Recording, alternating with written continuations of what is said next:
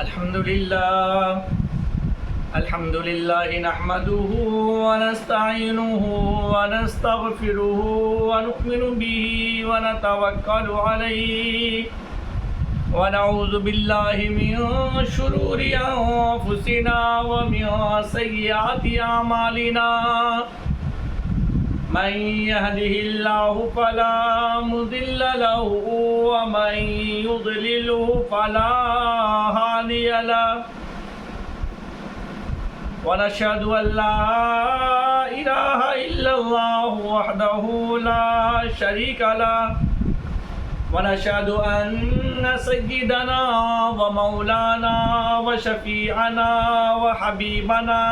محمدا صلى الله تعالى عليه وسلم لقد كان لكم في رسول الله أسوة حسنة وقال النبي صلى الله تعالى عليه وسلم ما قال لا إله إلا الله ثم استقم دخل الجنة صدق الله مولانا العظيم وصدق رسوله النبي الأمين الكريم ونحن على ذلك لمن الشاهدين والشاكرين والحمد لله رب العالمين.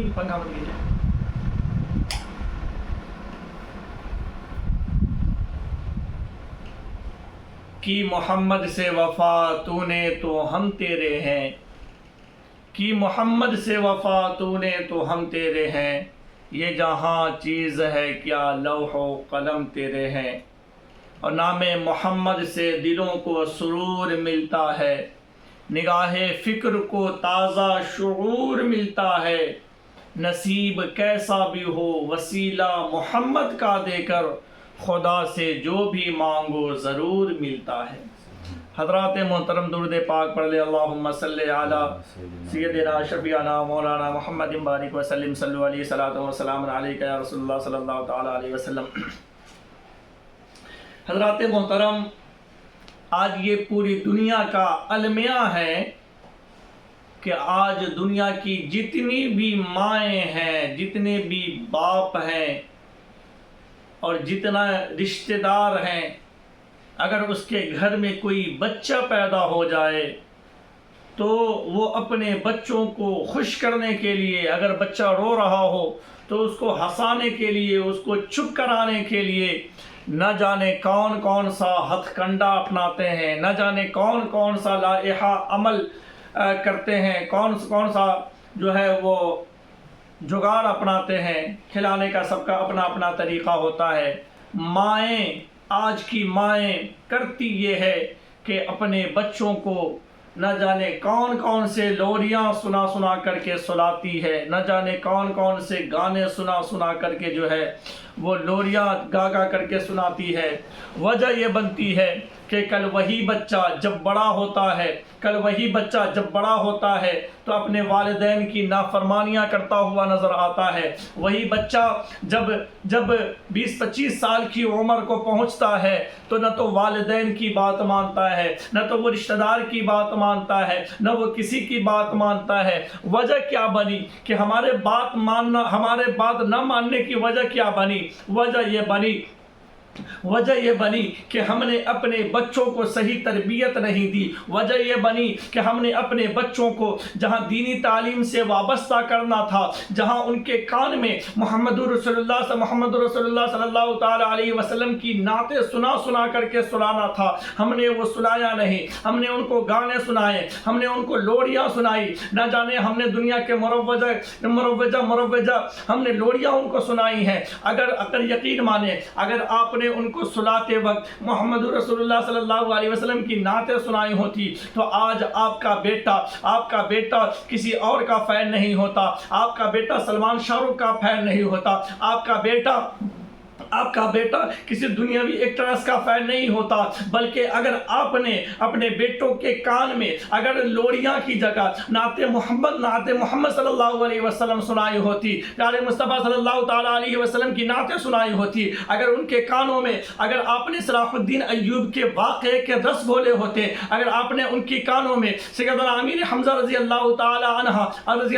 عنہ حضرت عمر فاروق رضی اللہ تعالیٰ عنہ کے ایمان لانے کا دلچسپ واقعہ اگر ان کو سنایا ہوتا تو ان کی دلچسپی دین کی طرف بڑھتی، ان کی دلچسپی اسلام کی طرف بڑھتی، لیکن نہیں، آپ نے اگر قصے سنائے ہیں تو من گھڑت قصے سنائے ہیں، اگر آپ نے ان کو بیانات سنائے ہیں تو نہ جانے مروجہ قصے کہانیاں سنائی ہے، نہ جانے آپ نے اس کو دنیا کے کون سے ریتی رواج سے ان کو پالا ہے، تو یقین جانے اگر آپ نے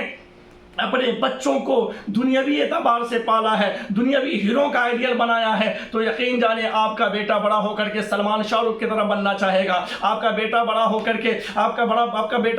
کے امیتابھ بچن کی طرح بننا چاہے گا، آپ کا بیٹا بڑا ہو کر کے اگر کوئی رول فالو کرے گا تو وہ سلمان شاہ رخ کا رول فالو کرے گا، لیکن یقین جانے اگر آپ نے اپنے بچوں کو صحیح تربیت دی ہوگی، اگر آپ نے بچوں کو صحیح طریقہ سے وابستہ کیا ہوگا تو آپ کا بیٹا بڑا ہو کر کے سیدنا عمر فاروق رضی اللہ تعالیٰ عنہ کے طور طریقے پہ چلتا ہوا نظر آئے گا، آپ کا بیٹا بڑا ہو کر کے سیدنا ابو بکر صدیق رضی اللہ تعالیٰ عنہ کی سیرت کو اپناتا ہوا نظر آئے گا، آپ کا بیٹا بڑا ہو کر کے سخاوت میں حضرت عثمان ذوالنورین کے طور طریقے پر عمل کرتا ہوا نظر آئے گا، آپ کا بیٹا شجاعت میں مولا علی رضی اللہ تعالیٰ